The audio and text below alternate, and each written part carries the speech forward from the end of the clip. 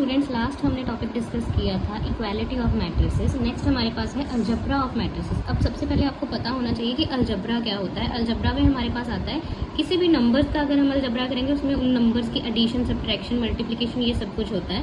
और अब मैट्रिक्स का अलजेब्रा है, दैट मीन्स हम मैट्रिक्स की ही एडिशन करेंगे, मैट्रिक्स की ही सब्ट्रैक्शन को डिस्कस करेंगे यहाँ पे। अब सबसे पहले हमारे पास है एडिशन ऑफ मैट्रिसेस। अब मैट्रिसेस की एडिशन में हमारे पास क्या आएगा, जैसे नॉर्मल हम एडिशन करते हैं, एडिशन वैसे ही करनी है, लेकिन अब यहाँ पे हमारे पास एडिशन क्या होगी, दो मैट्रिसेस की एडिशन होगी। अब मैट्रिक्स की एडिशन और सब्ट्रैक्शन के लिए सबसे पहले मैं आपको जर्नली समझा देती हूँ कि यहाँ पे हमारे पास जो है 2x2 मैट्रिक्स हमने लिए हैं, ए भी और बी भी, ठीक है। दोनों हमने 2x2 मैट्रिक्स ली है।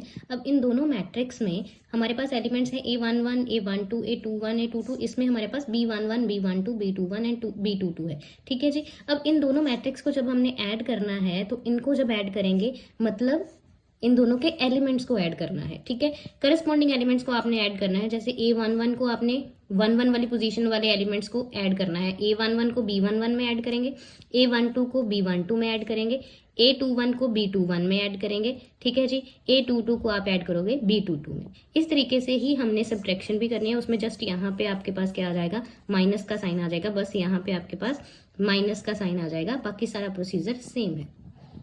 फॉर एग्जाम्पल हमारे पास ये दो मैट्रिसेस हैं, ठीक है, ए मैट्रिक्स और बी मैट्रिक्स। अब ए मैट्रिक्स का ऑर्डर हमने सबसे पहले चेक करना है। जब भी आपने मैट्रिक्स की एडिशन या सब्ट्रैक्शन करनी है, सबसे पहले आपने पहला काम क्या करना है, पहले आपने ऑर्डर चेक करना है।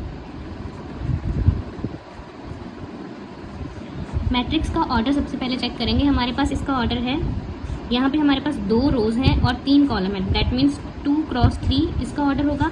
सेम यहाँ पे हमारे पास 2 रो और 3 कॉलम है, सो 2x3 ही इसका ऑर्डर होगा। अब यहाँ पे नोट करने वाली चीज़ जो है कि कोई भी दो मैट्रिक्स को आप एडिशन या सब्ट्रैक्शन दोनों में से कोई भी चीज़ करनी होगी तो सबसे पहले आप उसका ऑर्डर दोनों मैट्रिक्स का चेक करोगे, जिन दो मैट्रिक्स की आपने एडिशन या सब्ट्रैक्शन करनी है, ठीक है जी। अगर इन दोनों का ऑर्डर सेम है तब तो आप इन दोनों की एडिशन कर सकते हो, अगर ऑर्डर सेम नहीं है तो आप इनकी एडिशन नहीं कर सकते, ठीक है जी। इस चीज़ को बहुत अच्छे से ध्यान रखना है। ये चीज़ आपको अच्छे से याद रखनी है कि if A and B are not of the same order, अगर ए और बी दोनों सेम ऑर्डर के नहीं हैं, then A plus B is not defined. तो आपके पास जो इन दोनों की एडिशन है वो डिफाइंड नहीं होगी, ओके।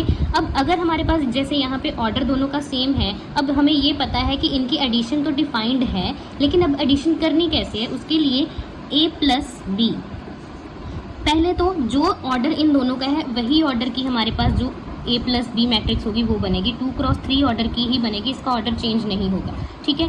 अब यहाँ पे हमारे पास देखना है, हमने पोजीशंस के अकॉर्डिंगली हमने एडिशन करनी है। यहाँ पे एडिशन के लिए जैसे यहाँ पे सबसे पहले A11 पोजीशन है, इधर भी A11 पोजीशन है, दोनों के A11 पोजीशन वाले एलिमेंट्स को आपने ऐड कर देना, बिकॉज हम A और B मैट्रिक्स को ऐड कर रहे हैं और दोनों मैट्रिक्स अपने अपने एलिमेंट्स से बनी हुई हैं, तो अगर इनके एलिमेंट्स को ऐड करेंगे तभी हमारे पास इन दोनों मैट्रिक्स की एडिशन मिलेगी हमें। करस्पॉन्डिंग एलिमेंट्स को आपने ऐड करना है। यहाँ पे 1 आ गया प्लस 2, अब ये क्या हो जाएगा, इस मैट्रिक्स का A11 एलिमेंट बन जाएगा 1 + 2। अब नेक्स्ट A12 एलिमेंट जो आएगा हमारे पास ये है A12, इधर A12 ये वाला है, ठीक है। तो यहाँ पे हमारे पास -3 + 4 इसका A12 एलिमेंट हो जाएगा। अब यहाँ पे A13 ये A13 है, ये A13 है, ओके। तो यहाँ पे हमारे पास 1 + 1 ये बन जाएगा इसका 13 एलिमेंट।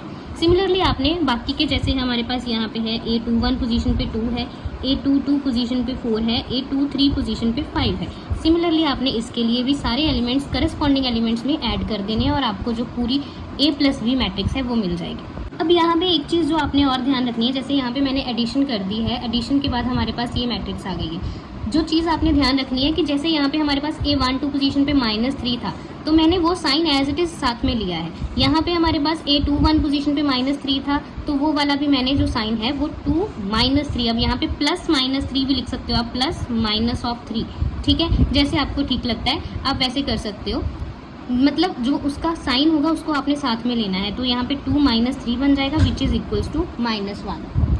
नेक्स्ट ऑपरेशन हमारे पास है सब्ट्रैक्शन ऑफ मैट्रिसेस। सब्ट्रैक्शन के लिए मैंने एग्जांपल ली है। यहाँ पे हमारे पास सबसे पहला काम अगेन आपने क्या करना है, ऑर्डर चेक करना है ए और बी दोनों मैट्रिसेस का।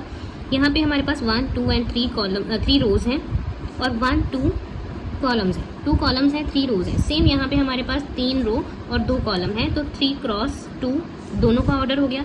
दोनों का ऑर्डर सबसे पहली चीज़ जो हमने चेक करनी थी, A and B are of same order, वो यहाँ पे है हमारे पास। सेकेंडली अब हमने क्या करना है, जस्ट अब यहाँ पे सब्ट्रैक्शन करनी है, एडिशन नहीं करनी है। तो a माइनस बी क्या आ जाएगा हमारे पास कि a के एलिमेंट्स को हमने b के एलिमेंट्स में से सब्ट्रैक्ट करना है, कि a और b के एलिमेंट्स को हमने सब्ट्रैक्ट करना है। अब जो यहाँ पे साइन इनके पास ऑलरेडी लगे होंगे वो आपने ऐसे ही रहने देने हैं, जस्ट जैसे हम नॉर्मल सब्ट्रैक्शन करते हैं। 2 माइनस ऑफ -1, ये हमारे पास दोनों हमने क्या लिए, A11 पोजीशन, तो यहाँ पे A11 मिल गई हमें। अब A12 पोजीशन वाले आप एलिमेंट्स को सब्ट्रैक्ट करोगे तो ये हमारे पास क्या आ जाएगा, A12 पोजीशन आ जाएगा। सेम हमारे पास बाकी के करस्पॉन्डिंग आप एलिमेंट्स को जब करोगे तो आपके पास पूरी मैट्रिक्स A माइनस बी आ जाएगी। तो सारा आपके पास सब्ट्रैक्ट करने के बाद हमारे पास आंसर ये आ जाएगा आपके पास। एंड अगेन मैट्रिक्स जो है 3x2 ऑर्डर की ही होगी हमारे पास। नेक्स्ट ऑपरेशन हमारे पास है स्केलर मल्टीप्लिकेशन। स्केलर मल्टीप्लिकेशन मतलब कोई भी हमारे पास यहाँ पे के कोई भी एलिमेंट होगा, कोई भी नंबर हो सकता है, ये कोई भी अल्फ़ाबेट हो सकता है, इसके साथ जब हमने किसी भी मैट्रिक्स A को आपने मल्टीप्लाई करना है, जो मैट्रिक्स का ऑर्डर हमारे पास होगा m क्रॉस n, कोई भी ऑर्डर हो सकता है, 3x2, 2x3, 3x4, किसी भी ऑर्डर की मैट्रिक्स हो सकती है।